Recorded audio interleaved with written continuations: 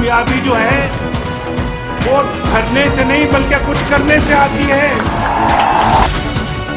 जमहूरियत को नवाज शरीफ की बादशाहत से खतरा है। मियां साहब, आपके दिन गिने जा चुके। अल्ताफ हुसैन साहब से हमारा मुकम्मल कतई ताल्लुक है।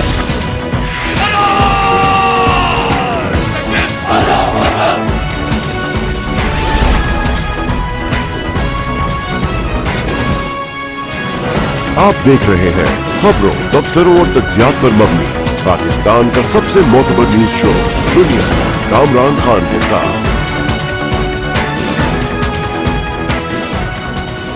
अस्सलाम वालेकुम, मैं हूं कामरान खान।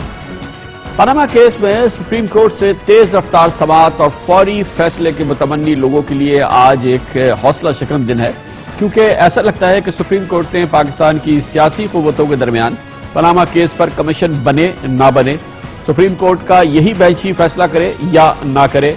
इस बहस में सुप्रीम कोर्ट ऐसा लगता है अपने आप को फंसाना नहीं चाहती और अब उसने फैसला किया है कि इस केस को मामूल की रफ्तार से और मामूल के तरीक़ेकार से ही निपटाया जाएगा। इसीलिए आज चीफ जस्टिस जनाब अनवर ज़हीर जमाली की सरबराही में 5 रुकनी लार्जर बेंच ने पनामा लीज की समाअत जनवरी के पहले हफ्ते तक मुलतवी कर दी। गोया अब आइंदा समाअत अगले साल में होगी। चीफ जस्टिस अनवर ज़हीर जमाली ने कहा कि वो रिटायर हो रहे हैं, फुल कोर्ट रेफरेंस के बाद किसी बेंच में नहीं बैठेंगे। पनामा केस की समाअत असर 9 नया बेंच करेगा, ये जनाब चीफ जस्टिस ने आज कहा। बेंच के एक और रुकन जनाब जस्टिस आसिफ सईद खोसा ने वाजे किया कि मौजूदा शेड्यूल में मुमकिन नहीं कि 2 दिनों में समाअत करके फैसला कर दिया जाए।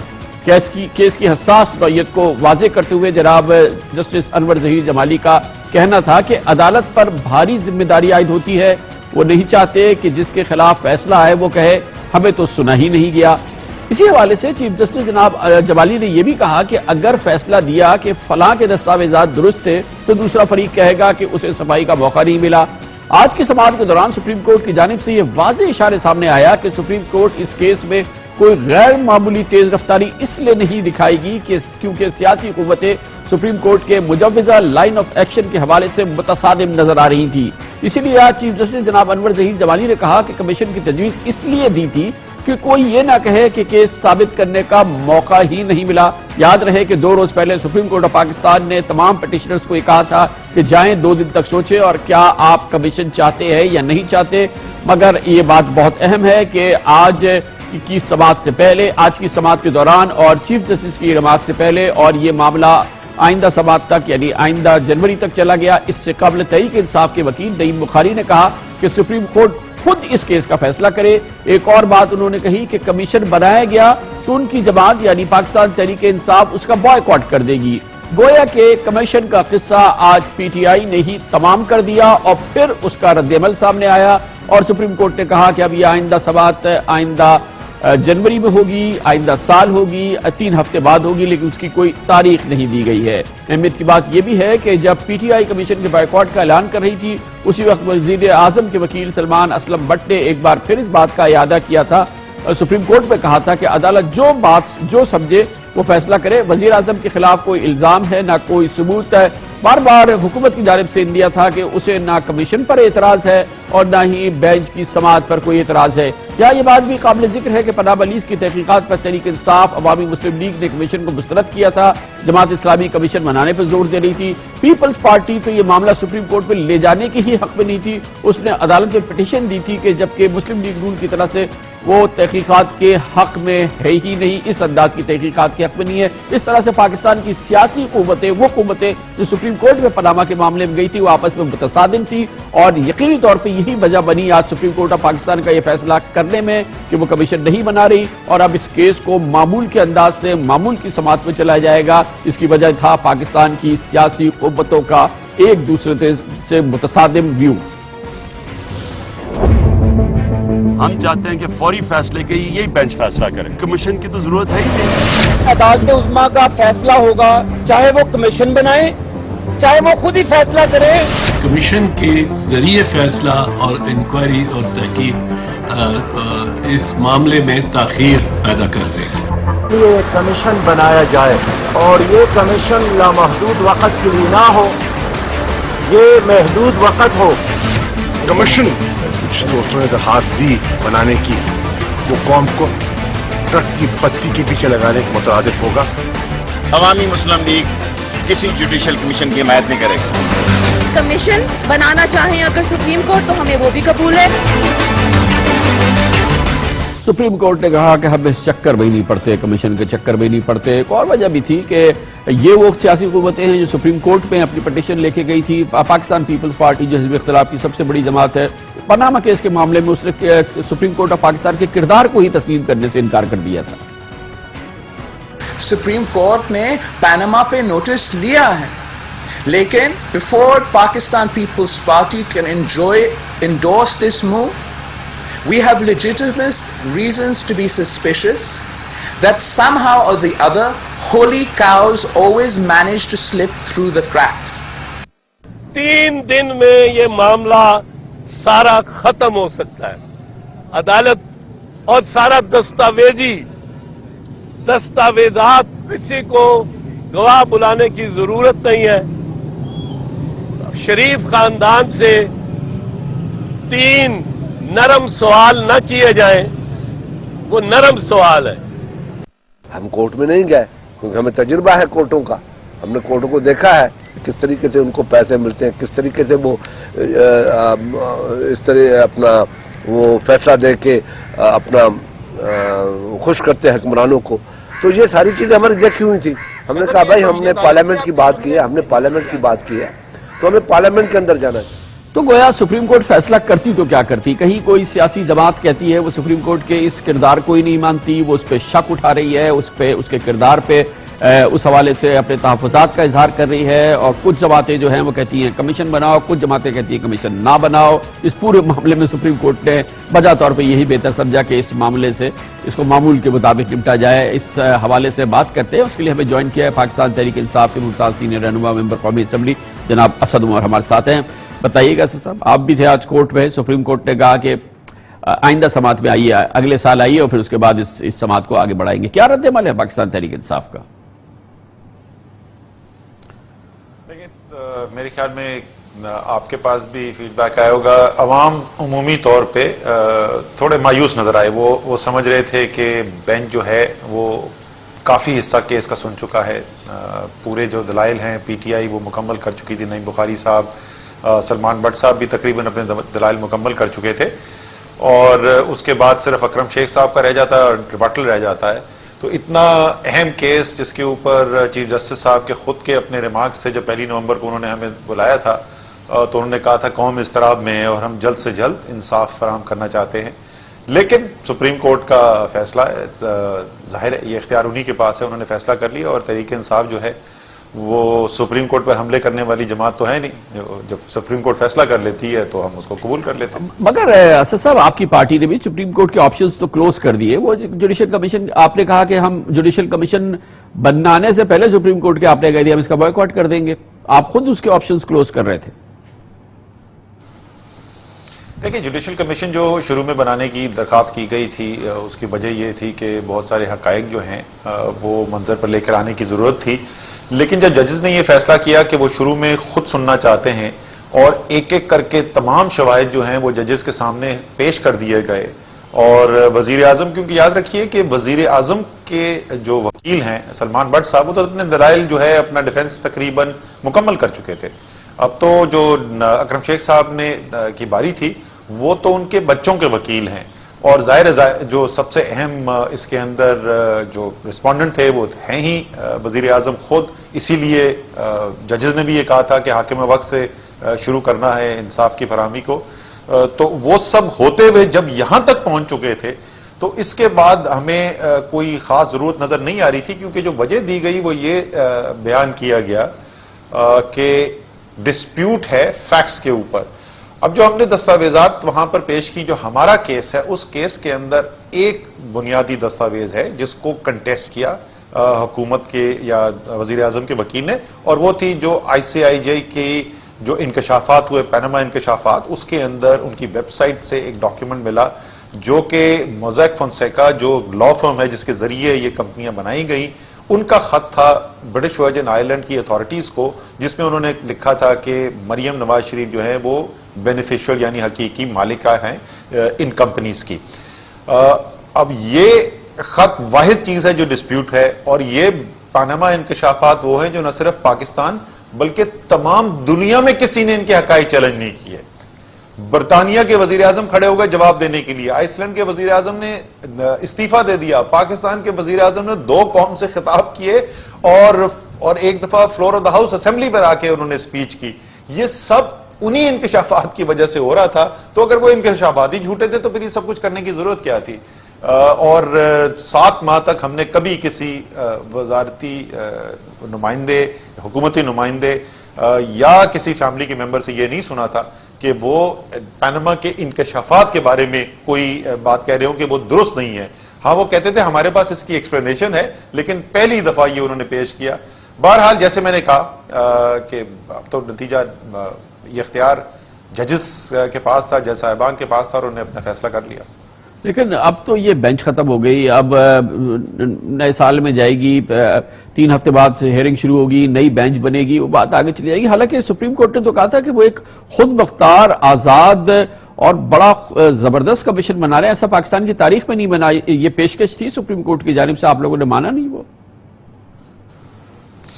دیکھیں، ایک تو میں یہ عرض کروں گا، یہ بھی فیصلہ ہم نے نہیں کرنا تھا، یہ فیصلہ ججز نہیں کرنا تھا، اس کا بھی اختیار انہی کا ہے۔ تو اگر کمیشن نہیں بنا تو یہ بھی انہوں نے فیصلہ کیا۔ جہاں تک ہمارا تعلق ہے، جہاں بینچ بدلنے کی بات کر رہے، دیکھیں ہم تو یہ کہہ رہے ہیں بینچ بدلنے کی نوبت آنے کی ضرورت نہیں تھی۔ اگر ایک ایسا کیس ہے جس کو چیف جسٹس خود کہہ رہے ہیں کہ اس کی وجہ سے قوم حالت اضطراب کے اندر ہے، تو اگر 1-2 دن چھٹی کے لے لیے جاتے اور یہ کر دیا جاتا تو یہی بینچ کر دیتا تھا۔ آپ اس کو اس زاویے سے بھی دیکھیں کہ بینچ کو تو اس بات پر بہت مطمئن ہونا چاہیے کہ ہم تمام قوم جو ہے ان پر اعتماد کا اظہار کر رہی ہے، اور وہ کہہ رہی ہے۔ لیکن اسد عمر صاحب یہی مسئلہ ہے، اگر ہم دیکھیں، بہت بہت شکریہ، لیکن اگر ہم دیکھیں تو ایسا لگتا ہے کہ اعتماد ہی نہیں تھا۔ پاکستان پیپلز پارٹی نے صاف کہہ دیا تھا کہ سپریم کورٹ پہ کیس جانا نہیں چاہیے تھا، سپریم کورٹ صحیح طور پہ چلا نہیں رہی، آسان سوال پوچھ رہی ہے، سپریم کورٹ پہ شدید تحفظات تھے پاکستان پیپلز پارٹی کے۔ پٹیشنر جماعت اسلامی کہتی تھی کمیشن بنا دے، آپ کی پارٹی کہتی تھی کمیشن نہ بنائیں، شیخ رشید صاحب کہتے تھے کمیشن نہ بنائیں، حکومت کہتی تھی کمیشن بنا دیں، تو آخر سپریم کورٹ کے پاس کوئی چارہ نہیں تھا۔ کمر سے بریک ہے۔ جنوبی کوریا نے تمام تیسری دنیا کی جمہوریتوں کو بتایا ہے کہ اگر حکمراں پہ کرپشن کا الزام ہو تو عوام کیسا رد عمل دیتے ہیں، پارلیمنٹ کیسا کرتی ہے، اور اگر بھرپور رسپانس ہو، واقعی پوری قوم اٹھ کھڑی ہو، تو وہ ہوتا ہے جو آج جنوبی کوریا میں ہوا، جہاں کی صدر نے آج اپنے عہدے سے استعفیٰ دیا کرپشن کے صرف الزامات لگنے پر، مگر ایسے آسانی سے نہیں دیا۔ پورا کوریا اٹھ کے کھڑا ہو گیا، پوری پارلیمنٹ اٹھ کے کھڑی ہو گئی۔ کیسے آپ کو دکھاتے ہیں چھوٹے سے وقت کے بعد۔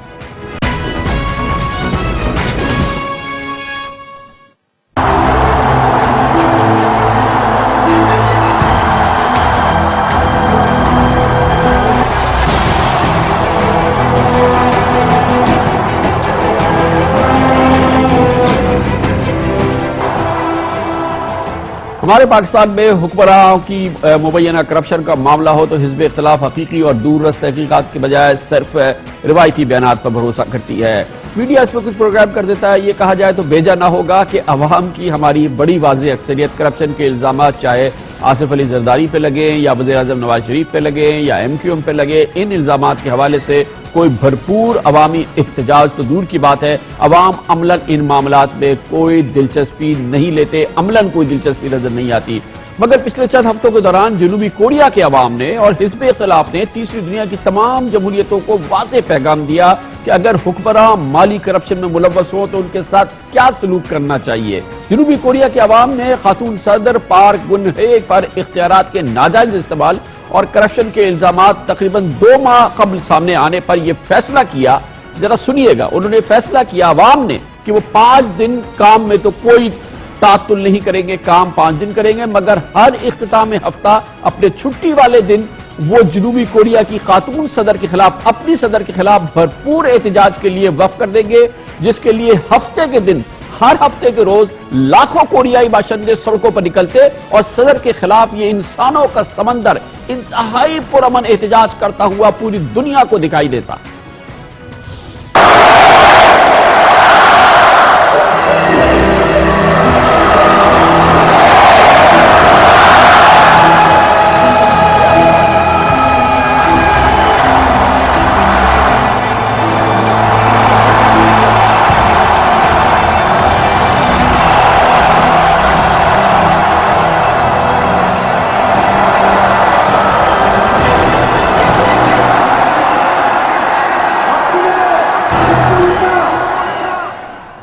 یہ ہے عوام کا رد عمل۔ دوسری جانب کوریا کی پارلیمنٹ میں حزب اختلاف تو حزب اختلاف، حکمراں جماعت کے اہم ترین 60 اراکین نے بھی فیصلہ کیا کہ کیونکہ خاتون صدر کے خلاف کرپشن کے الزامات ہیں، وہ مواخذے کی تحریک لائیں گے اور انہیں آئینی طور پر ایوان صدر سے بے دخل کر کے دم لیں گے۔ اور آج کے دن، جی ہاں آج کے دن یہ عمل مکمل ہو گیا۔ جنوبی کوریا کے عوام اور پارلیمنٹ نے خاتون صدر کو گھر بھیج دیا ہے اور وزیر اعظم نے عبوری صدر کا عہدہ سنبھال لیا ہے۔ جنوبی کوریا کے صدر پر الزام تھا، صرف الزام تھا کہ ان کی قریبی دوست نے ان کے نام پر سرکاری خزانے سے بڑی مالی کرپشن کی ہے۔ جنوبی کوریا کے صدر کے خلاف اپوزیشن کی 3 جماعتوں نے مواخذے کی تحریک پیش کی تھی۔ قانون ساز اسمبلی کے 300 اراکین ہوتے ہیں جنوبی کوریا میں، 234 نے اس کی حمایت پہ ووٹ دیا، 56 اراکین نے صدر کا ساتھ دیا، 10 نے ووٹ پہ حصہ لیا، لیکن صدر کی پارٹی کے 60 اراکین نے بھی مواخذے کی تحریک میں اپنے صدر کے خلاف ووٹ ڈالا۔ مواخذے کے بعد جنوبی کوریا کے صدر نے کہا کہ وہ پارلیمنٹ اور عوام کی آواز کو قبول کرتی ہیں اور وہ قانون کے مطابق مناسب رد عمل بھی کریں گی۔ انہوں نے معافی بھی مانگی اور اس کے بعد یہ بھی آپ کے علم میں ہونا چاہیے کہ مواخذے سے بچنے سے پہلے انہوں نے یہ بھی پیشکش کی تھی کہ وہ اپنا عہدہ چھوڑیں گی اور اس کے لیے انہوں نے قوم سے معافی بھی مانگی تھی، مگر ان کو بہرحال اس عوامی غضب کا، پارلیمنٹ کے غضب کا، جمہوریت کے غضب کا سامنا کرنا پڑا اور آج وہ گھر چلی گئی۔ اس پر مزید بات کرتے ہیں، اس کے لیے ہمارے ساتھ موجود ہیں ہمارے نمائندے خصوصی شاہ زیب جیلانی۔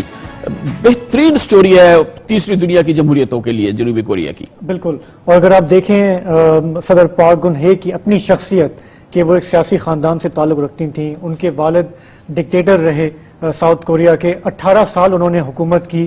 یہ جو ماڈرن کوریا جس کو ہم دیکھتے ہیں وہ انہی کا مرہون منت سمجھا جاتا ہے۔ ان کی والدہ بھی جو ہے ایک وائلنس میں ان کا مرڈر ہوا، تو ان کے دونوں پیرنٹس جو ہیں وہ مارے گئے تھے۔ سیاست میں یہ اپنے بلبوتے پر آئیں، ملک کی پہلی خاتون صدر دسمبر 2012 میں الیکٹ ہوئیں، لیکن آج کل وہ جس مرحلے سے گزر رہی ہیں جس کا ہم ذکر کر رہے ہیں، یہ کرپشن کا الزام جو ہے یہ ان کی ایک انتہائی قریبی دوست ہیں جن سے 40 برس کا واسطہ ہے، اور الزام یہ تھا کہ صدر جو ہیں ان کے ہاتھ میں کٹ پتلی بن گئی تھیں۔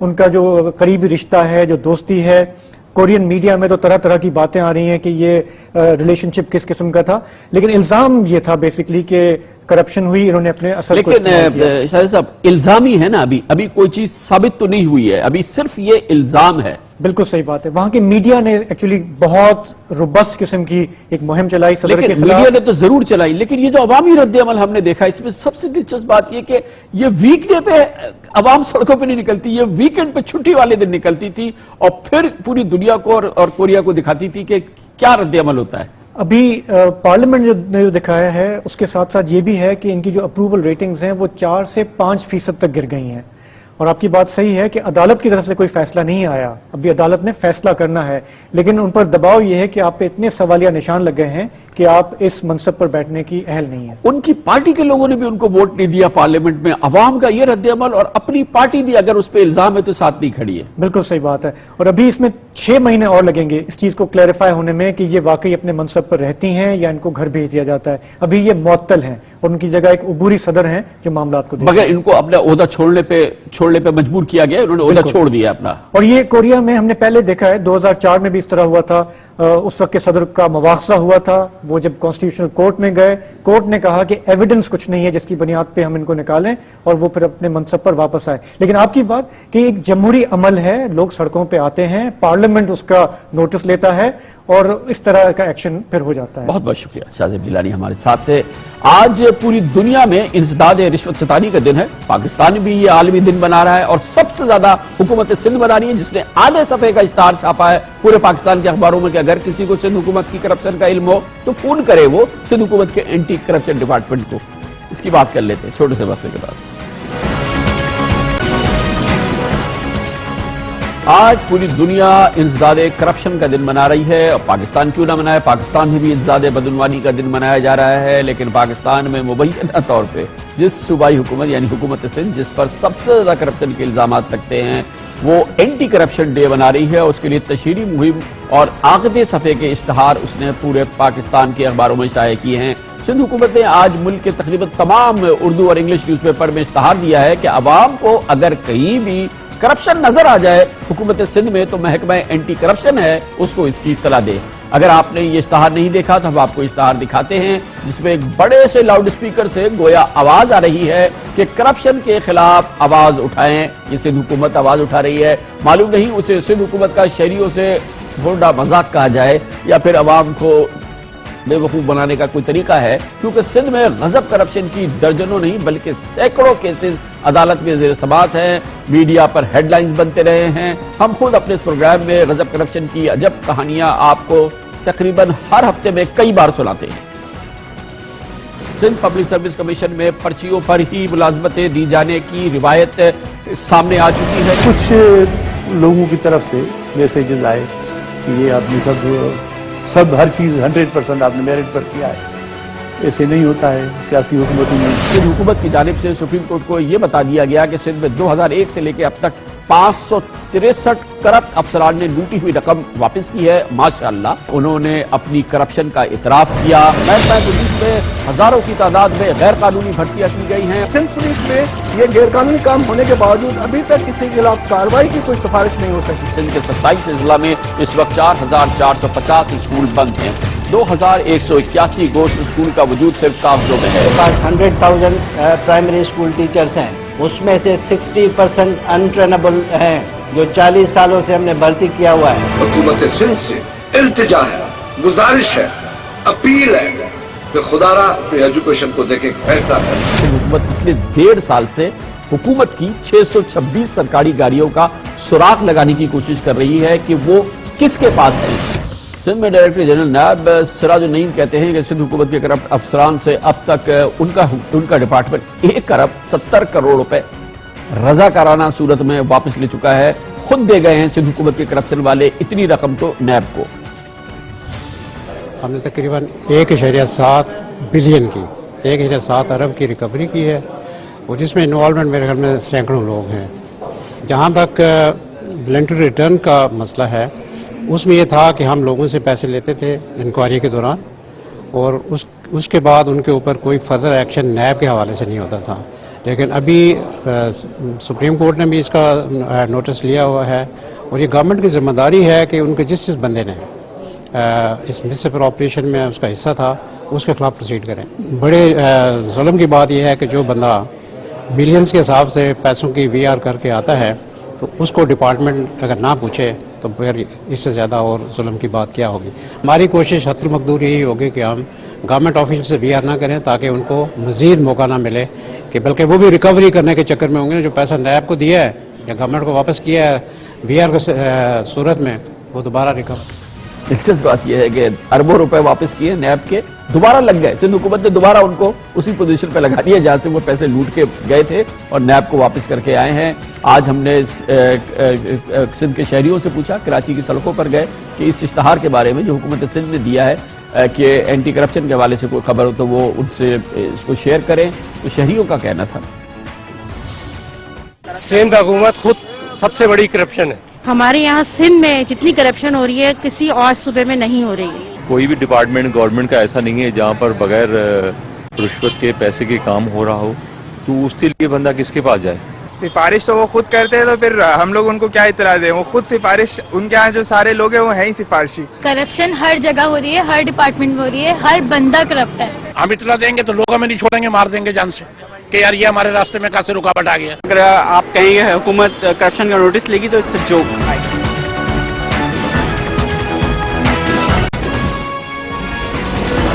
آپ دیکھ رہے ہیں خبروں، تبصروں اور تجزیات پر مبنی پاکستان کا سب سے معتبر نیوز شو دنیا، کامران خان کے ساتھ۔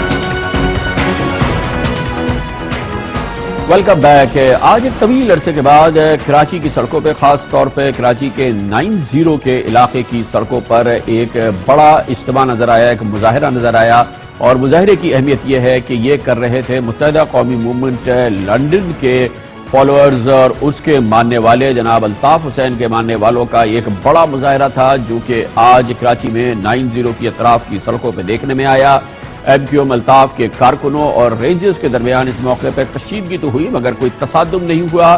حامیوں کی کوشش تھی کہ وہ جناح گراؤنڈ پہنچیں اور یادگار شہداء تک جائیں۔ آج ایم کیو ایم کے جو مختلف دھڑ ہیں وہ یادگار بنا رہے تھے آج شہداء کے حوالے سے آج دن تھا، لیکن پولیس اور رینجرز نے انہیں وہاں جانے سے روکا۔ اس موقع پہ اہمیت کی بات یہ ہے کہ یہ براہ راست کوشش ایم کیو ایم کی جانب سے اور اس کے قبرستان کی جانب جانے کی یا یوم شہداء منانے کی کوشش ایم کیو ایم لندن کی جانب سے کر رہے تھے۔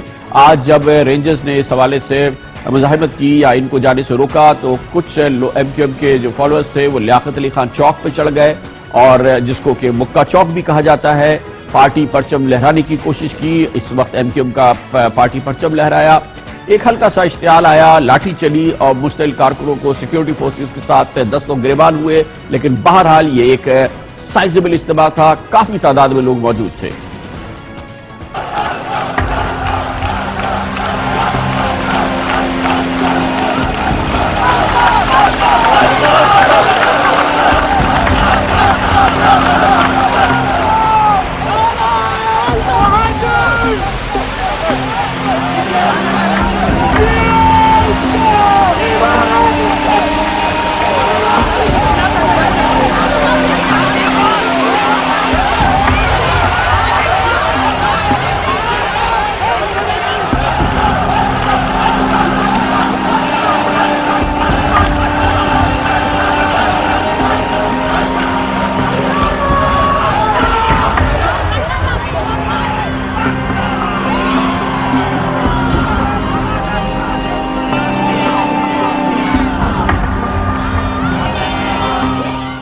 یقینی طور پہ یہ مختلف مناظر ہیں جو اس سے پہلے ہم نے نہیں دیکھے پچھلے کئی مہینوں کے دوران جب سے یہ کراچی میں ایم کیو ایم کے حوالے سے صورتحال پیدا ہوئی ہے۔ آج کی اس مظاہرے کے بعد پولیس کہتی ہے اس نے ایم کیو ایم لندن کے 5 کارکنوں کو حراست میں لیا ہے، جس کے بعد مشتعل اس ہجوم نے عائشہ منزل پر دھرنا دیا۔ یہ بھی فیڈرل بیریا کا وہ علاقہ ہے جو کہ ایم کیو ایم کا دھڑ سمجھا جاتا ہے، اس سے پورے علاقے میں ٹریفک جیم بھی ہوا۔ بالآخر رینجرز نے مظاہرین کو سڑک سے اٹھایا اور پھر ٹریفک بحال کیا ہے۔ رینجرز کے ترجمان بریگیڈیئر نسیم کی نے کہا ہے کہ خواتین کو فاتح خوانی کے لیے یادگار شہداء جانے کی اجازت دی گئی تھی، لیکن کچھ افراد نے سڑک پر دھرنا دینے کی کوشش کی جنہیں بعد میں اٹھا دیا گیا۔ سب سے اہم بات یہ ہے کہ بہت ہی ایک اشتعال کی فضا تھی اور لگ رہا تھا کہ کوئی بڑا تصادم نہ ہو جائے، لیکن دیکھنے میں یہ آیا ہے کہ ایک جانب تو رینجرز نے بھی احتیاط سے کام لیا ہے اور کوئی تشدد کی ایسی کوئی بڑی مثال سامنے نہیں آئی، دوسری جانب سے ایم کیو ایم کے جو کارکنان تھے انہوں نے بھی اس حوالے سے احتیاط سے کام لیا ہے، جس کی وجہ سے کوئی بہت بڑا ناخوشگوار واقعہ نہیں ہوا۔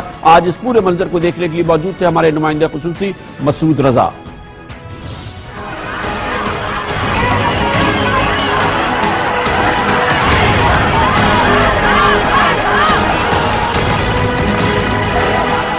متحدہ قومی موومنٹ 1996 سے ہر سال 9 دسمبر یوم شہداء کے طور پر مناتی ہے۔ یہ دن ان لوگوں کی یاد میں منایا جاتا ہے جو متحدہ کی تحریک میں جان سے گئے۔ اس سال یوم شہداء گزشتہ برسوں کی نسبت مختلف اور سمبولک حیثیت کا حامل رہا۔ الطاف حسین کی 22 اگست کی متنازع تقریر کے بعد ایم کیو ایم لندن کے حامیوں کا یہ پہلا قدرے بڑا اجتماع تھا۔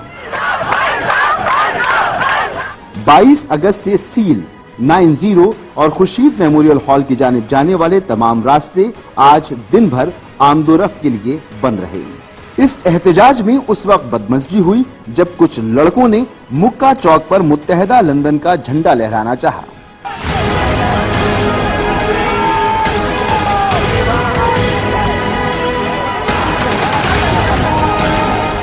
ان گرفتاریوں، پتھراؤ اور لاٹھی چارج کے بعد دونوں جانب ٹھہراؤ اور عدم تصادم کی فضا ایک بار پھر برقرار ہو گئی۔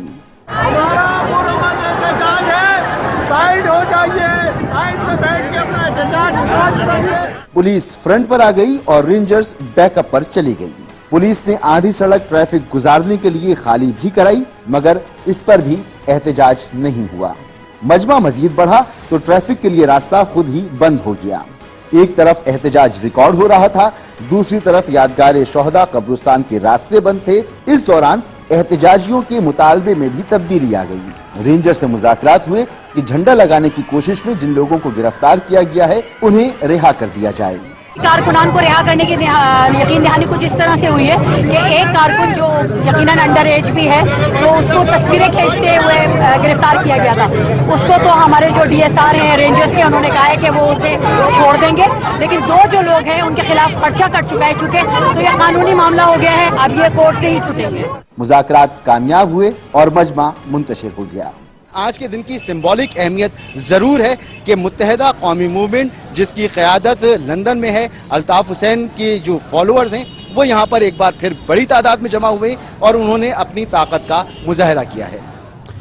इस मौजू पर बात करते हैं और इसके लिए हम जाएंगे लंदन, जहां पर मौजूद हैं मुत्तहिदा कौमी मूवमेंट के लंदन में मुकीम सीनियर रहनुमा कन्वीनर जनाब नदीम नुसरत। बहुत बहुत शुक्रिया नदीम नुसरत साहब। आज ये कारकुनों का मुजाहरा हुआ है, कारकुन तो थे और अच्छी तादाद में, बड़ी तादाद में थे, रहनुमा नहीं है इस वक्त MQM के पास है कराची में। रहनुमा तो बहुत है लेकिन उनको रहने नहीं दिया जाता। जो सामने आता है गिरफ्तार हो जाता है या उसको फोर्स किया जाता है कि वो वफादारी तब्दील कर ले, उस पर जमीन तंग कर दी जाती है। अगर उनको काम करने की इजाज़त दे दी जाए तो आप कर लीजिए। बहुत सारे रहनुमा ग्राउंड पर मौजूद होंगे। प्रोफेसर आरिफ मौजूद हैं, उनको जेल से रहा किया जाए। मोमिन खान मोमिन हैं, अमजदुल्ला हैं। इसके अलावा आप जेल में है कि कंवर खालिद यूनुस भी गिरफ्तार हुए थे, 1.5 महीने बाद उन्हें रिलीज किया गया। और उसके अलावा साथ ही साथ मौजूद हैं और राब्ता कमेटी जो हमने बनाई है उसकी काफी अरकान वहाँ मौजूद हैं। लेकिन नदीम भाई ये जो इस वक्त सबसे अहमियत बात है की जो बात है वो है MQM की जो पार्लिमानी इस वक्त स्ट्रेंथ है, जो MQM के 51 मेंबरान सूबाई असम्बली, फिर 24 मेंबरान कौमी असम्बली, 8 मेंबरान सेनेट, ये इतनी बड़ी तादाद की है लोगों की, ये क्यों ऐसे मौकों पे साथ नहीं आती अगर ये आपके साथ मौजूद है? क्योंकि MQM की जो इस वक्त सबसे बड़ी पहचान है वो उसकी पार्लिमानी जो प्रेजेंस है वो है। मैं समझता हूँ कि असल जो पहचान होती है वो अवाम होते हैं, वही पार्लियामेंट के मेंबरान को मुंतखब करते हैं और अवाम की हिमायत का आपने एक मुजाहरा आज भी देखी है। और इसी तरह का अगर कोई और भी इवेंट होगा तो आप देखिए कि अवाम कहाँ खड़े। ये जरूर डिसअपॉइंटमेंट है कि कुछ लोगों ने गलत फैसला किया है।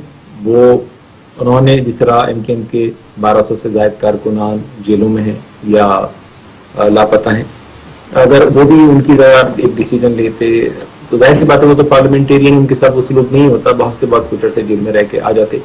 लेकिन उन्होंने एक डिफरेंट डिसीजन लिया और उस पर कौम को भी मायूसी हुई है, अल्ताफ भाई को मायूसी हुई है।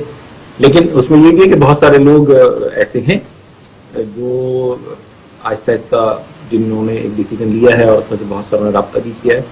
मैं समझता हूँ कि आइंदा आने वाले चंद हफ्तों में काफ़ी इंपॉर्टेंट डेवलपमेंट्स होंगी। अच्छा, ऐसा ये बताइएगा कि ये जैसे कारकुनान है, कुछ लोग जो है वो MQM पाकिस्तान के साथ चले गए, कुछ पाकिस्तान जमीन पार्टी के साथ चले गए। आज एक अच्छी बड़ी तादाद में लोग निकले जो कि आपकी MQM के साथ मौजूद हैं, लेकिन ये जो प्रोमिनेंट फेसेस हैं ये तकसीम नजर नहीं आती, ये सब के सब MQM पाकिस्तान में नजर आ रहे हैं। असल में MQM का जो स्ट्रक्चर है उसको समझने की बड़ी जरूरत है। बहुत माजरत के साथ कहूँगा 92 में भी बहुत सारे लोगों ने MQM की डिमाइस की, उसके ख़त्म होने की प्रेडिक्शन की। आपके अपने प्रोग्राम में आपने भी बहुत सारी बातें की, लेकिन हम बड़े हम्बल बैकग्राउंड के लोग हैं। MQM की जो लॉट है, जो MQM के वर्कर्स हैं, ये एक ऐसे बैकग्राउंड से आए हैं जहाँ उन्होंने बड़ी सख्त जिंदगी गुजारी है, बहुत सारी सहूलतों का सामना किया है और कर रहे हैं। आपने देखा 22 अगस्त से लेके आज 9 दिसंबर तक बमुश्किल 3.5 महीने का टाइम है और उसमें हमने इतना साइजेबल क्राउड, आपने खुद भी एडमिट किया, ये वो क्राउड है जितना इमरान खान साहब जो है पिछले 20 साल में जो है जमा नहीं कर सके कराची में।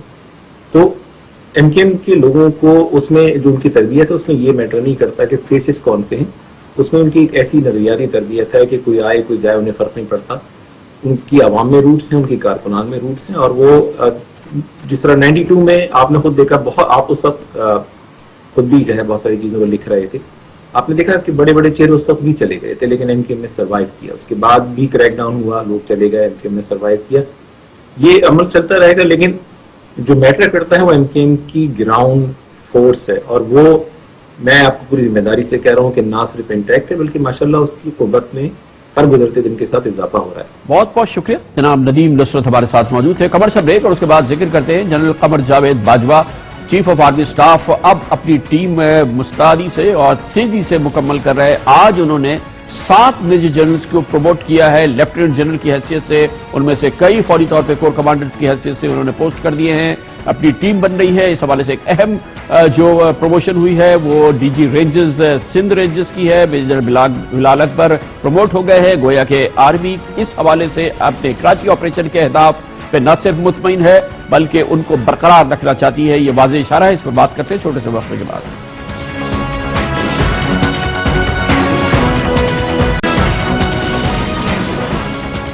अपना अहदा संभालने के बाद chief of army staff general Qamar Javed Bajwa बड़ी तेजी से मुस्तैदी से अपनी टीम मुरतब कर रहे हैं। मामूल की प्रमोशंस हो रहे हैं मगर ये तमाम अहम प्रमोशंस हैं और आज का दिन इस हवाले से बहुत अहम है। जनरल कमर जावेद बाजवा ने 7 मेजर जनरल्स को तरक्की दी, उनको लेफ्टिनेंट जनरल बनाया है और इस तरह से ये अमल अब तेजी से आगे बढ़ रहा है। इसी दौरान ये इत्तलात आई है और मुख्तदर इत्तला है कि 2 लेफ्टिनेंट जनरल्स यानी कि लेफ्टिनेंट जनरल अशफाक नदीम जो कि कोर कमांडर हैं मुल्तान के और लेफ्टिनेंट जनरल जफर इकबाल रमदे जो कि कोर कमांडर हैं भावलपुर के, इन दोनों लेफ्टिनेंट जनरल साहिबान अब रिटायरमेंट पे जा रहे हैं। जनरल जावेद इकबाल रमदे और जनरल अशफाक नदीम रिटायरमेंट पे जा रहे हैं रिवायात के मुताबिक, क्योंकि जनरल कमर जावेद बाजवा एक कोर्स के जरूर हैं लेकिन उस कोर्स में वो जूनियर थे लेफ्टिनेंट जनरल अशफाक नदीम और लेफ्टिनेंट जनरल जफर इकबाल बाजवा के, इसलिए अब इन दोनों जनरल साहिबान ने कोर कमांडर भावलपुर और core commander Multan general Ramday और जनरल अशफाक नदीम रिटायरमेंट पे जा रहे हैं। इस तरह से ये 2 पोजीशन खाली होंगी। लेकिन आज का सबसे अहम फैसला ये था जनरल बाजवा का कि उन्होंने 7 जो सबसे अहल मेजर जनरल्स थे इस वक्त उनको लेफ्टिनेंट जनरल बनाने का फैसला किया है और इस ऐलान के मुताबिक इस जो आज ऐलान किया गया है उसमें जनाब मेजर जनरल बिलाल अकबर जो कि डायरेक्टर जनरल रेंजर्स सिंध हैं उन्हें तरक्की दी गई है। मेजर जनरल नदीम रजा जो कि कमांडेंट है मिलिट्री एकेडमी काकूल के, उनको तरक्की दी गई है और मेजर जनरल नदीम रजा लेफ्टिनेंट जनरल के ओहदे का आज उनकी प्रमोशन हुई और आज ही उन्हें पोस्ट भी कर दिया गया है। वो कोर कमांडर रावलपिंडी होंगे यानी 10 कोर कमांड करेंगे मेजर जनरल नदीम रजा। इसके अलावा मेजर जनरल हुमायूं अजीज जो GHQ में डायरेक्टर जनरल थे उनको प्रमोट किया गया है। मेजर जनरल नईम अशरफ जो कि NDU नेशनल डिफेंस यूनिवर्सिटी में थे वो लेफ्टिनेंट जनरल हो गए हैं। मेजर जनरल मोहम्मद अफजल जो कि FWO में काम करते हैं वो भी लेफ्टिनेंट जनरल हो गए हैं। मेजर जनरल शेर अफगन जो कि दहशतगर्दी के खिलाफ जंग लड़े बलूचिस्तान में IFC में, उनको भी प्रमोट किया गया है। मेजर जनरल काजी अकरम GHQ में DJ थी उनको भी प्रमोट कर दिया गया है। और इस तरह से आज कुछ और अपॉइंटमेंट्स भी की हैं जनरल कमर जावेद बाजवा ने। कल हमने आपको बताया था कि उन्होंने जनाब जनरल शाहिद बेग मिर्जा को कोर कमांडर कराची तैनात उन्होंने किया था। इसके अलावा जनरल गयूर महमूद को मिलिट्री सेक्रेटरी बनाया गया था। इसके अलावा आज जैसा कि मैंने आपको बताया आज ही तरक्की पाने वाले मेजर जनरल नदीम रजा अब कमांडर 10 कोर होंगे यानी कि रावलपिंडी के कोर कमांडर हो गए लेफ्टिनेंट जनरल बनने के बाद। इसके अलावा आज एक और अपॉइंटमेंट हुआ है क्योंकि general Zafar Iqbal lieutenant general Zafar Iqbal Rawalpindi के कोर कमांडर थे, अब उनको पोस्ट कर दिया गया है director general joint staff headquarters, ये अपॉइंटमेंट हो गई है। इसके अलावा लेफ्टिनेंट जनरल सरफराज सत्तार जो कि अब से चंद माह कबल प्रमोट हुए थे, जनरल राहील शरीफ ने उनको प्रमोट किया था, आज उनको कोर दे दी गई है। वो कमांडर 2 कोर होंगे यानी कि लेफ्टिनेंट जनरल अशफाक नदीम की जगह अब वो मुल्तान के कोर कमांडर होंगे। इससे ये बात भी वाज़ेह होती है कि चंद और अपॉइंटमेंट जो हैं वो बहुत जल्द होंगे क्योंकि पिछले 2-3 दिनों में जो अपॉइंटमेंट्स हुई हैं उससे कई पोजीशंस बन गई हैं, कुछ खाली हो गई हैं। इसलिए हम तवक्के कर सकते हैं कि आइंदा 48 घंटों से 72 घंटों के दौरान मजीद अपॉइंटमेंट्स होंगे, बड़ी मजीद इस सिलसिले में डेवलपमेंट्स होंगी। आज जो प्रमोशंस हुए हैं उसमें एक बहुत अहम प्रमोशन जो है वो है मेजर जनरल बिलाल अकबर जो कि डायरेक्टर जनरल सिंध रेंजर्स हैं, उनको प्रमोट किया गया है। अभी उनकी नई पोस्टिंग नहीं आई है लेकिन ये इस बात की अक्कासी करता है कि पाकिस्तानी फौज का जो हदफ है कराची ऑपरेशन के हवाले से, जिस अंदाज से कराची ऑपरेशन हुआ है और उससे कराची की जो अमन अमान की सूरत हाल बेहतर हुई है, कराची के में दहशत गर्दी की सूरत हाल में बेहतरी आई है, कराची में हैरेसमेंट, पॉलिटिकल हैरेसमेंट की जो सिचुएशन में बेहतरी आई है, आर्मी उसको बरकरार रखना चाहती है। आर्मी कराची की स्ट्रेटेजिक अहमियत को इंतहाई अहम समझती है। इसकी नेशनल सिक्योरिटी इंपॉर्टेंस के लिहाज से आर्मी अपने अहदाफ बरकरार रखेगी और जो पिछले 2 साल ऑपरेशन हुआ है, आर्मी उसको उसकी तौसीक कर रही है, उसे सराह रही है। इसीलिए उस ऑपरेशन के commander major general Bilal Akbar को तरक्की दी गई है आज, और तरक्की दी है नए chief of army staff general Qamar Javed Bajwa ने। गोया के ये तसलसल की अलामत है, गोया के ये इस बात की अलामत है कि कम अज कम आर्मी अपने अहदाफ को, अपने मिशन को कराची के हवाले से बरकरार रखना चाहती है। और अब तक जो कुछ उसने डिलीवर किया है कराची को, जिसकी तायीद कराची के लोग भरपूर तरीके से करते हैं, वो उसकी तौसीक भी कर रहे हैं। और इसके commander major general Bilal Akbar को आज इसकी अप्रिसिएशन का सिला मिला है इस ऑपरेशन की, और उनको प्रमोट किया गया है आज उनके 6 दूसरे मेजर जनरल साथियों के साथ as lieutenant general.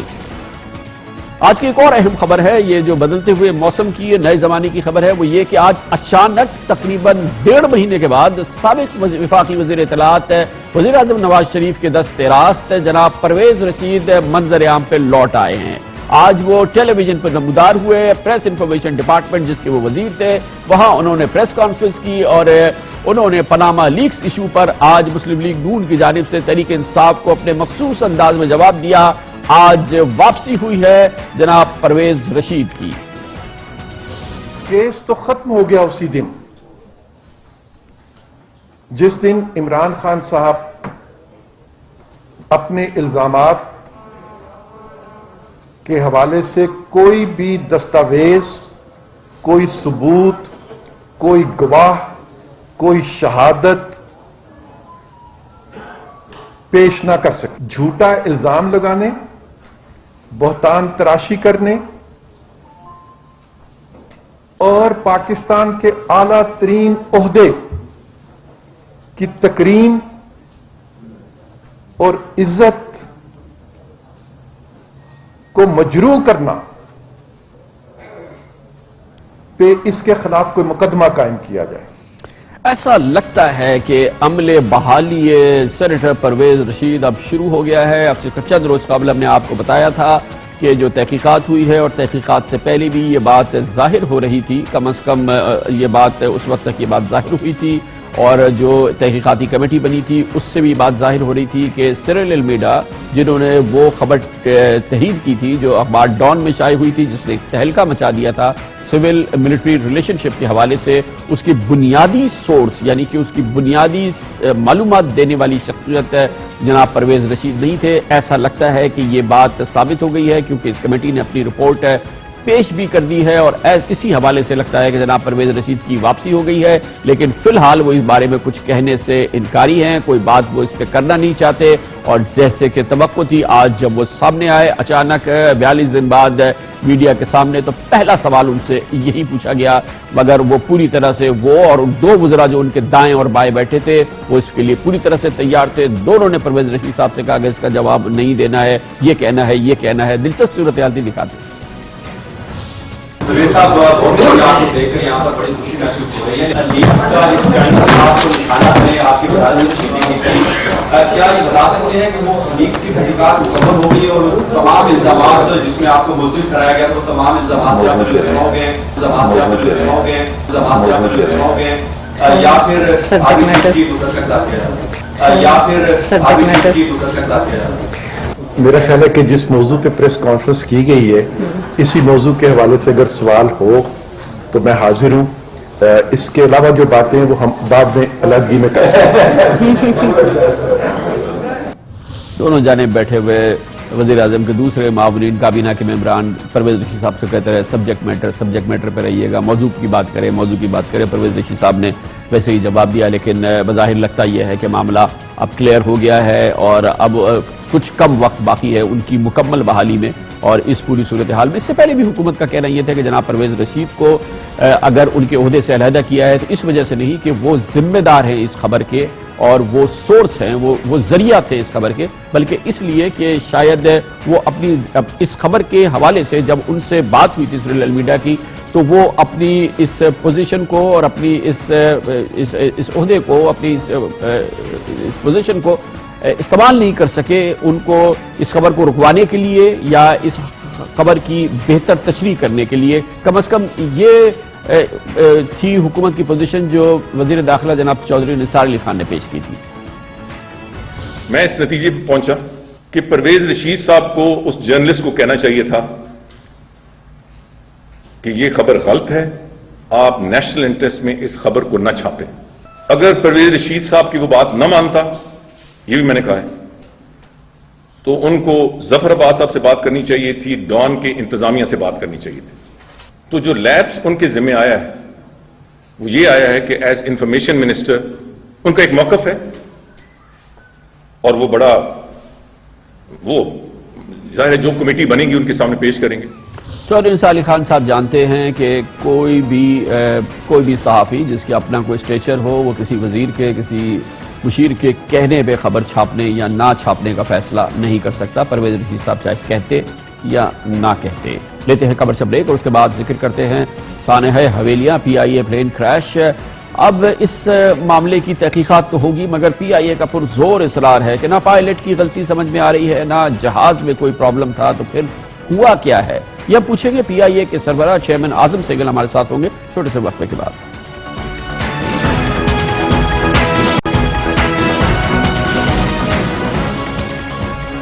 Welcome back. PIA की फ्लाइट PK 661 जो हवेलिया की पहाड़ियों पे तबाह हुई, जिसने हमसे हमारे 47 पाकिस्तानी छीन लिए। मुसलसल सवाल और इस हवाले से क्वेश्चन जारी हैं कि आखिर हुआ क्या है।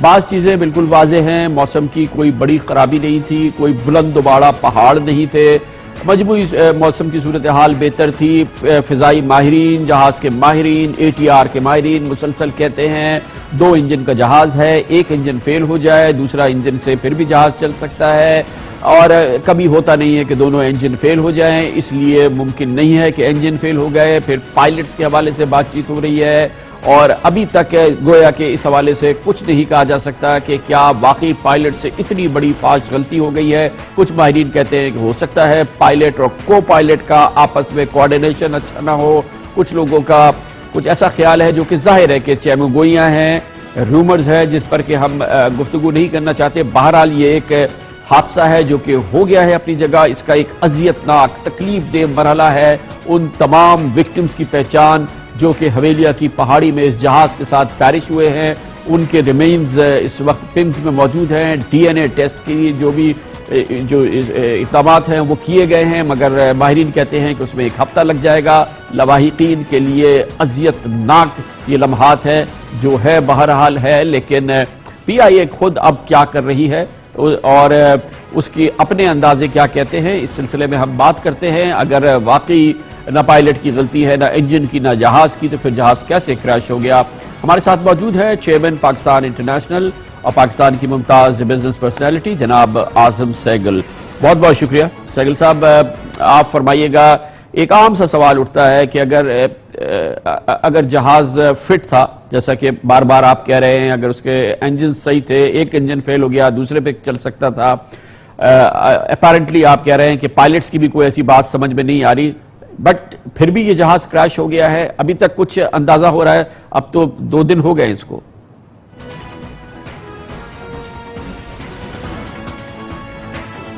हमारा राब्ता मुनक़ता हुआ जनाब आजम सैगल से, लेकिन माहिरीन इस सिलसिले में अपनी मुख्तलिफ आरा जो है वो मुसलसल उसका इजहार कर रहे हैं और इसमें वाज़ेह तौर पर बार बार जो माहिरीन की सबसे बड़ी बात है वो ये कहते हैं कि ATR निस्बतन दुनिया का एक महफूज तैयारा है। रोज़ाना इसकी सैकड़ों परवाज़ें होती हैं और ये पूरी दुनिया के मुख्तलिफ एयरलाइंस इसको इस्तेमाल कर रही हैं, शॉर्ट ड्यूरेशन के लिए इस्तेमाल होता है। और इस मामले पे एक बार फिर हमें ज्वाइन किया जनाब आजम सैगल हमारे साथ है। सैगल साहब ये बताइएगा कि आम सवाल ये है, जैसे कि बार बार आप भी कह चुके हैं, PIA कह रही है कि इसके इंजन साउंड थे, जहाज परफेक्ट कंडीशन में था, पायलट्स की शायद कोई ऐसी अभी तक अपेरेंटली कोई ऐसी चीज नजर नहीं आ रही है, येट ये प्लेन क्रैश हो गया है, 47 लोगों की जान चली गई है। 48 घंटे के बाद कुछ आइडिया हो रहा है अभी तक, या ये अभी भी टोटल ब्लैंक है ये मामला? अभी भी आपके नजदीक जहाज भी फिट था, इंजन्स भी ठीक थे और शायद कोई ह्यूमन एरर भी नहीं है? जी कामरान साहब, आपने बड़ी अच्छी इंट्रोडक्शन कराई और आपने जो सवाल बड़ा अहम पूछा है और वो सारे लोग पूछ रहे हैं कि आखिर हुआ क्या। कामरान साहब, इसका तो मैं आपको जवाब आखिर में दूंगा। पहले तो मैं ये बताना चाहता हूं जो पब्लिक को भी और हमारे पैसेंजर्स हैं और पूरे पाकिस्तान को कंसर्न है सेफ्टी का। That is the first issue जो मैं जल्दी से एड्रेस करता हूं। देखिए, हमारे पास कोई 11 ATR जहाज हैं जो 2007 में नए ब्रांड न्यू खरीदे गए थे।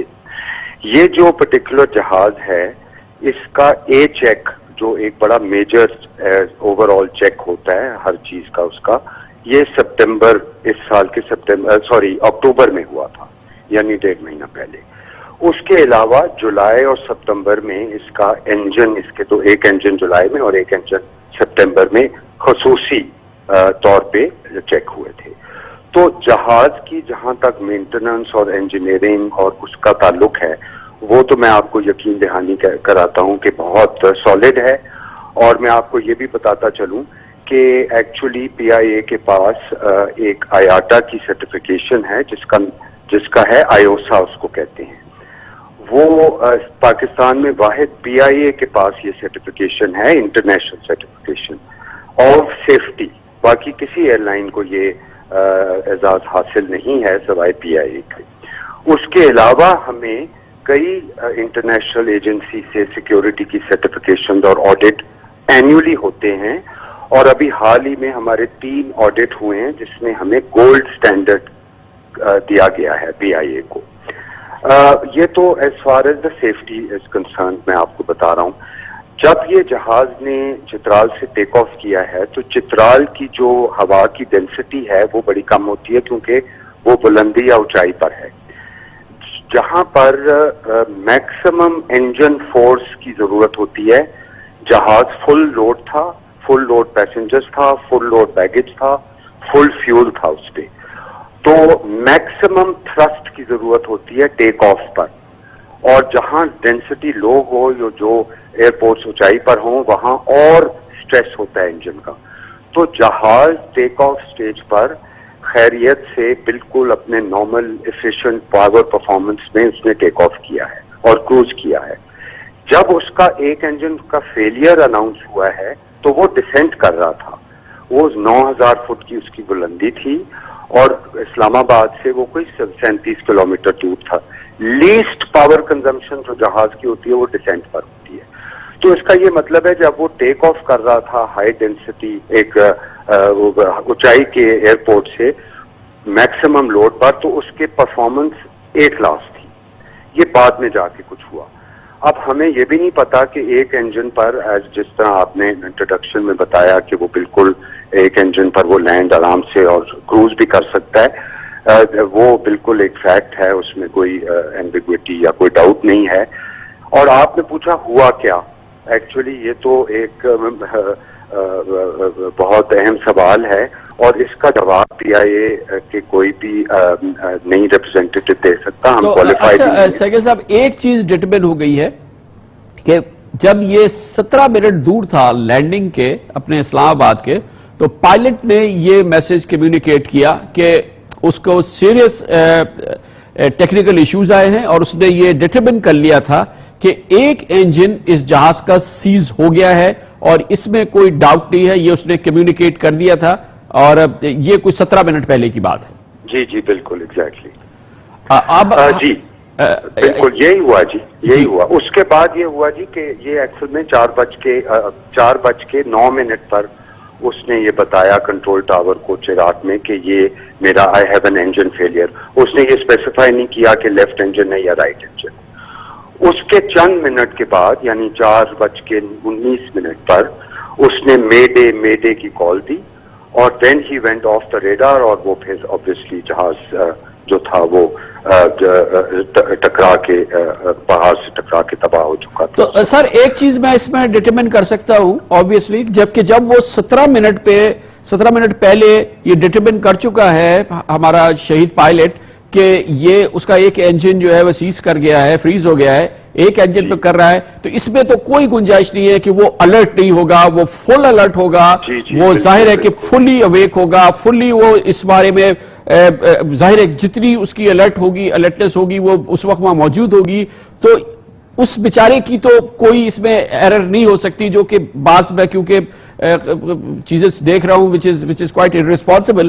اس کا مطلب یہ ہے کہ اب اگر جو دوسری چیز ہوئی ہے کیونکہ ایک ڈٹرمن کرنے کے بعد وہ پھر اچانک اس نے میڈے وغیرہ کرنا شروع کیا ہے, اسیوم یہ ہم کر سکتے ہیں کہ شاید اس کا دوسرے انجن کے اندر کوئی ایشو آ رہا ہے جس کی بیس پر اب وہ اس کو فردر جو ہے وہ پریشان ہو گیا ہے. آپ نے وہ جو الفاظ استعمال کیے ہیں وہ بڑے کریکٹ ہیں. اسیوم یہ ہم کر سکتے ہیں, بٹ یقین دہی سے یہ یا کنفرمیشن اس کی نہیں مل سکتی ابھی ہمیں. ایک اور میں کامران صاحب اہم بات یہ کرنا چاہ رہا ہوں آپ کے پروگرام میں کہ یہ یاد رکھیں کہ اس کا ایک انجن جو تھا وہ فیل ہو چکا تھا, جس کا اس نے بتا بھی دیا تھا پائلٹ نے. اس جہاز کے سب لوگ کافی کرٹیسائز کر رہے ہیں جی ATR کی کیپیبلٹی کیا ہے, چترال اور گلگت میں فلائٹ کی کس نے خریدے, کب خریدے, کیوں خریدے, ATR کیوں نہیں لیے, فلاں کیوں نہیں لیے, بمبارڈیا کیوں نہیں لیے, ATR کیوں لیے. میں یہ بتاتا چلوں کہ اس میں انجن میں ڈیفیکٹ پیدا ہوا. پہلے اس کے انجن بنا ہوا ہے جی, جہاز تو ہے یہ ATR جو فرانس کی کمپنی ہے, لیکن اس کے انجن ہیں پریٹ اینڈ وٹنی کے جی, جو دنیا میں 2 یا 3 مینوفیکچررز ہی ہیں صرف انجن کے. آپ نے بھی نام سنا ہوگا, آپ کے ویورز کو بھی نام سے واقفیت ہوگی. تو پریٹ اینڈ وٹنی کے اس کے انجن لگے ہوئے دنیا کے بیسٹ انجن, اور جتنے اس کیٹیگری کے جہاز دنیا میں بنتے ہیں اس میں ساروں میں پریٹ اینڈ وٹنی کے انجن لگتے ہیں.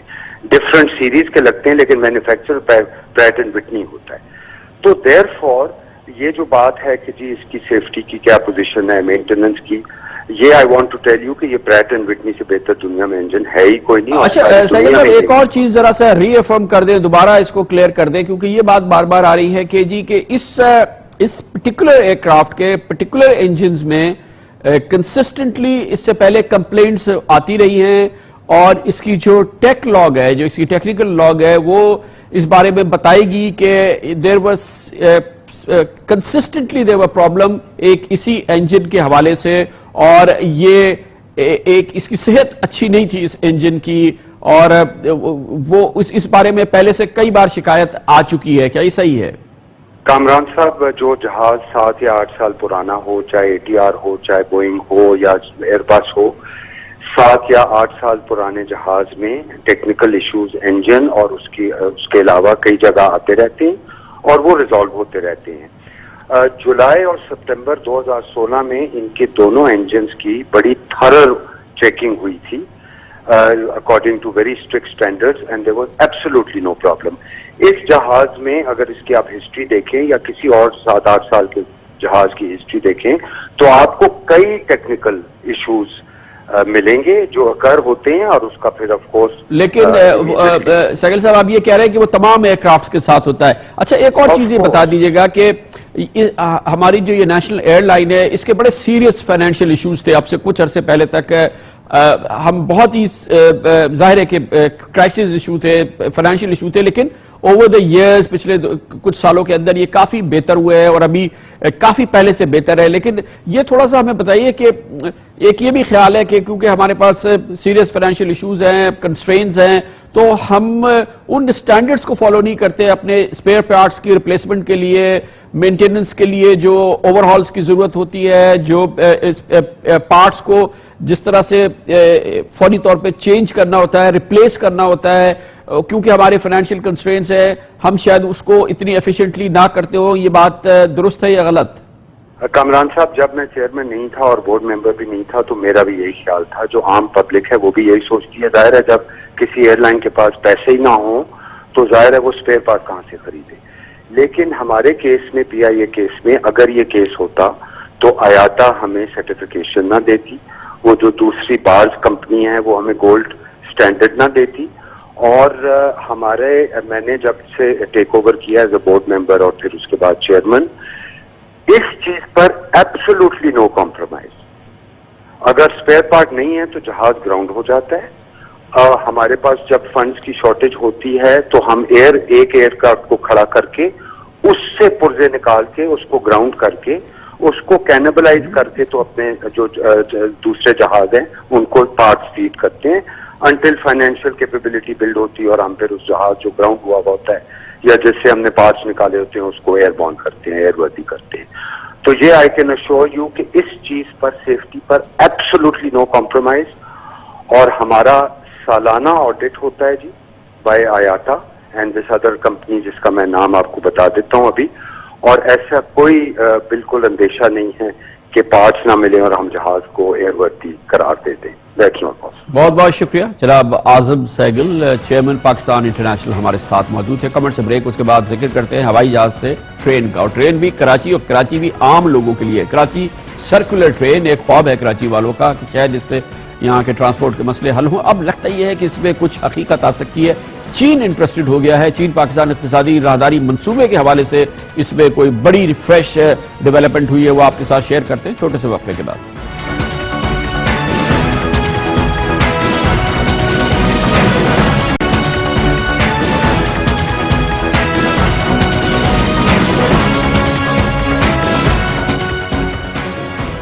پبلک ٹرانسپورٹ کی عدم دستیابی کراچی کے شہری ہی جانتے ہیں کتنا بڑا مسئلہ ہے. کراچی میں ٹرانسپورٹ کے دیرینہ اس مسئلے کے حل کے لیے تقریباً 10-15 سال سے ایک معاملہ زیر التوا ہے, اور وہ ہے کراچی کا سرکلر ریلوے نظام, جو ایک زمانے میں ہوا کرتا تھا اور بھرپور ہوتا تھا. اب اس نظام کی بحالی کی جانب ایک اہم پیش رفت ہوئی ہے. وزیر اعظم نواز شریف نے کراچی سرکلر ریلوے کو سی پیک میں شامل کرنے کی منظوری دے دی ہے. چین پاکستان اقتصادی راہداری کا یہ منصوبہ بن جائے, اس کی منظوری دے دی ہے وزیر اعظم جناب نواز شریف نے, اور وزیر اعلیٰ مراد علی شاہ کی درخواست پر یہ انہوں نے کیا ہے.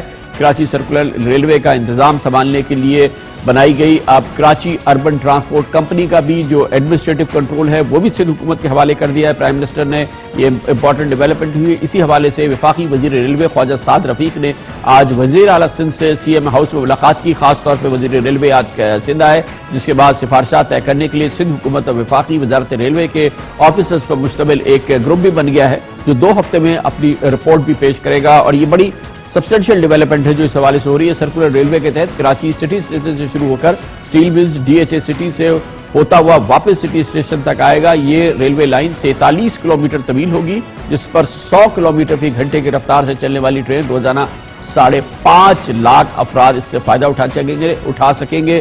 لیکن اس میں ہم آپ کو بتا دیں کہ جب 9 من تیل ہوگا تو رادھا ناچے گی. لیکن بہرحال اس کے لیے منصوبہ ہے, یہ بھی کافی اچھی بات ہے. منصوبے کے لیے 2008 میں اس سے پہلے جاپان کا بڑا انٹرسٹ تھا. اس کا جو ادارہ ہے جائکا, وہ صرف 0.1% پر یہ سود پر یہ فنڈنگ کرنا چاہتا تھا.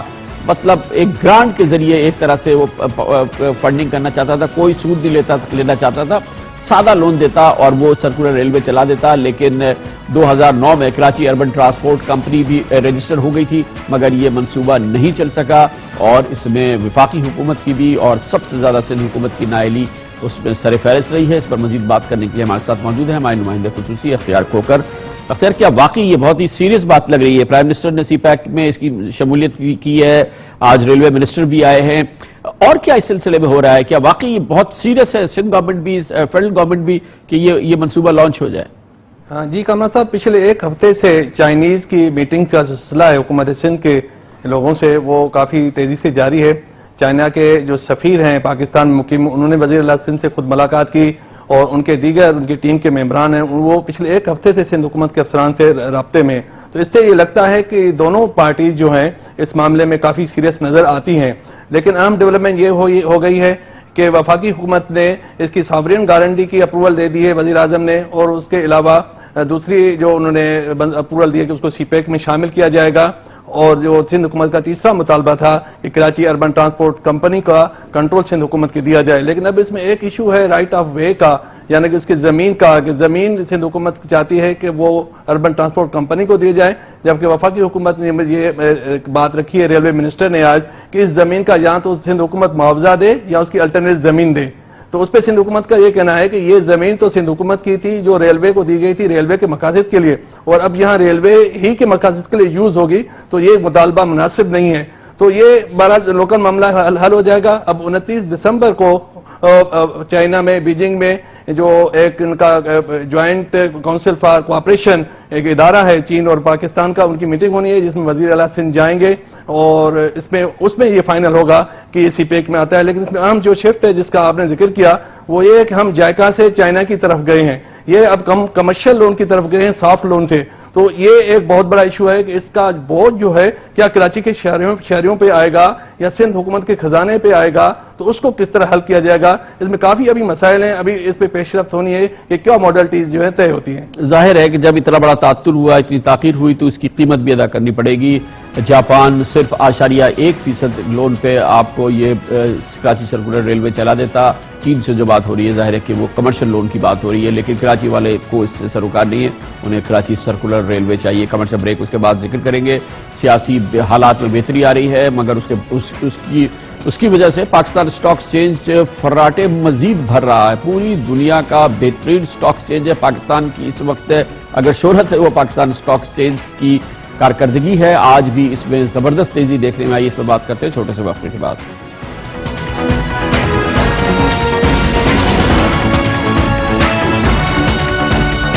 ڈیرک والے نے قطر والے اتنے فرقتا تھے آپ پہ, انڈسٹری بھی لگوا دی, کروڑوں کا بزنس بھی کرا دیا. بھائی ایسا کیا تھا آپ لوگوں کے پاس؟ آپ کے لیڈر پیپلز پارٹی پہ الزام لگا کے جمہوریت کو, پارلیمنٹ کو اور خود اپنے آپ کو ایز اپوزیشن ویک نہیں کر رہے کہ نواز شریف صاحب کے ساتھ ملی ہوئی ہے. آپ کی فارن پالیسی ویک ہے. آپ کے پرائم منسٹر اسمبلی میں خطاب کرتے ہیں یو این میں جا کر, تو وہ اتنے بڑے ٹیررسٹ جو انڈیا کے پکڑے گئے اسپائز کا نام لینا بھول جاتے ہیں. آپ کا فارن آفس ڈیوائڈ ہوا ہے مشیروں کے بیچ میں. اس چیز کا آپ کو کوئی احساس ہے؟ انہوں نے یہ کہا کہ رینجرز پہ جا کے اٹیک کریں, میڈیا ہاؤسز پہ انہوں نے حملہ کروا دیا. سب سے بڑا دہشت گرد ملک کہا جا رہا ہے. یہ زبان تو شاید انڈیا کی کسی پولیٹیکل پارٹی کے پلیٹ فارم سے نہ اٹھتی ہو جو یہاں پہ اٹھ رہی ہے 90 پہ. اسپیکر کا غیر جانبدار ہونا اپوزیشن کی نظر میں بھی اتنا ہی ضروری ہے جتنا گورنمنٹ کی نظر میں. آپ تو آج بھی کشمیر کو ڈسپیوٹ نہیں مانتے, اور بنگال کی موومنٹ اتنی اچھی تھی کہ آپ نے اس سے مل کے ان کے ساتھ پاکستان کو توڑ دیا اور اس میں فخر کرتے ہیں. آپ کی آج بھی یہی سوچ ہے, تو آپ پاکستان سے کیا ایکسپیکٹ کرتے ہیں؟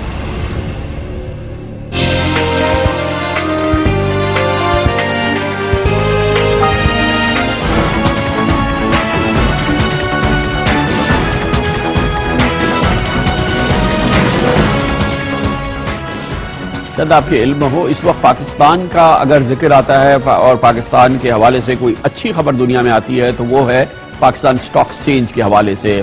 دنیا میں جتنے اسٹاک ایکسچینجز کام کرتے ہیں اس وقت پاکستان اسٹاک ایکسچینج کی جو کارکردگی رہی ہے گزشتہ 1 سال کے دوران, اسے دنیا کی گولڈ اسٹاک ایکسچینج سمجھا جاتا ہے. بہترین جو پرفارمنس کر رہی ہیں دنیا کی اسٹاک ایکسچینجز, اس میں پاکستان اسٹاک ایکسچینج سر فہرست کی 2-3 ملکوں میں شامل ہے. اس ہفتے بھی, اس پورے ہفتے کے دوران پاکستان اسٹاک ایکسچینج کی تیزی مسلسل برقرار رہی ہے.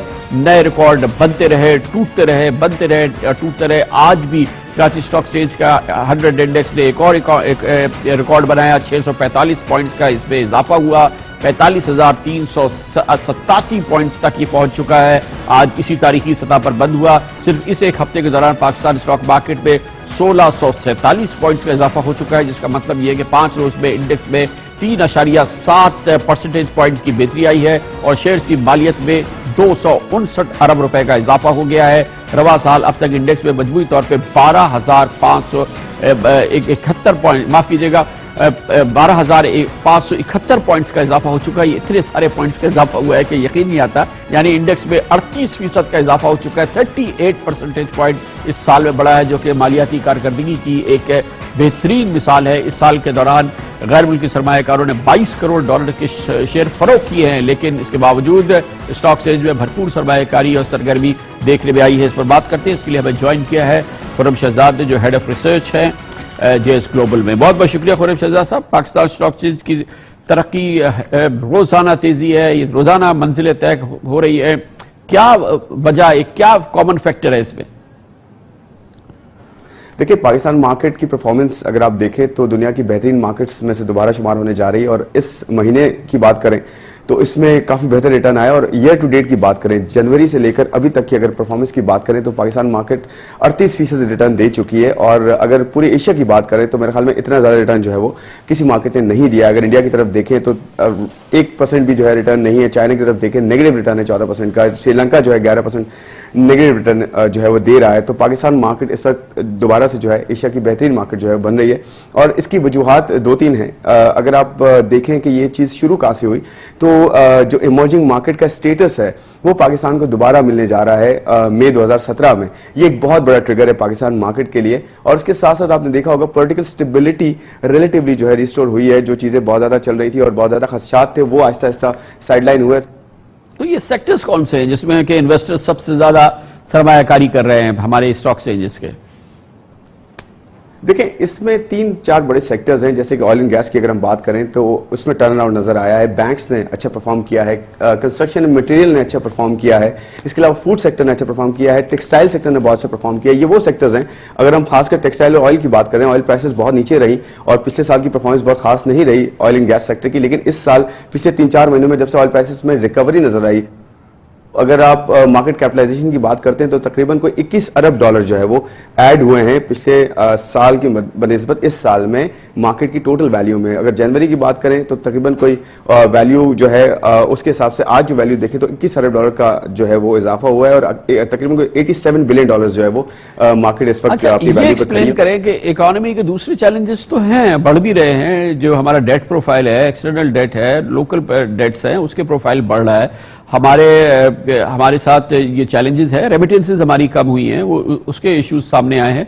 मार्केट क्यों नहीं उससे इम्प्रेस होती है, वो क्यों उसका असर में नहीं आती? हमारे यहाँ मैक्रो लेवल पे इकोनॉमी पे अगर हालात अच्छे नहीं भी रहे और वीक इकोनॉमी रही है, ग्रोथ बहुत बेहतर नहीं रही, इन्फ्लेशन ज्यादा रही रिलेटिवली, और एक्सटर्नल अकाउंट जो हमारा है, ट्रेड बैलेंस इतना अच्छा नहीं रहा, फॉरेक्स रिजर्व जो हमारे जो ज़र मुबादला हैं वो इतने बेहतर नहीं रहे, लेकिन अब ऐसा ऐसा अगर बेहतर होने जा रहे हैं तो उसका इम्पैक्ट फर्दर पॉजिटिव होने की सूरत में नजर आएगा आने वाले दिनों में, क्योंकि इंटरेस्ट रेट्स हमारे यहाँ जो है वो मल्टी डेकेड लो पे हैं और इन्फ्लेशन की बात करें वो भी मैनेजेबल लेवल पे 5% से बहुत नीचे है, टारगेट में मैनेज हो रही है। तो मेरे ख्याल में ये ओवरऑल जो पॉजिटिव चीजें हैं ये आहिस्ता आहिस्ता कॉर्पोरेट सेक्टर की बॉटम लाइन में प्रॉफिट्स में नजर आएंगे आने वाले 6 महीनों में, आने वाले सालों में। बहुत बहुत शुक्रिया। खुर्रम शहजाद हमारे साथ मौजूद थे और इसके साथ ही हमारे आज के प्रोग्राम का इख्तिताम होता है। सैटरडे संडे की हफ्तावार तातील रहती, पीर को आपसे फिर मुलाकात होगी। पीर तक के लिए कामरान खान को इजाजत। अल्लाह हाफ़िज़।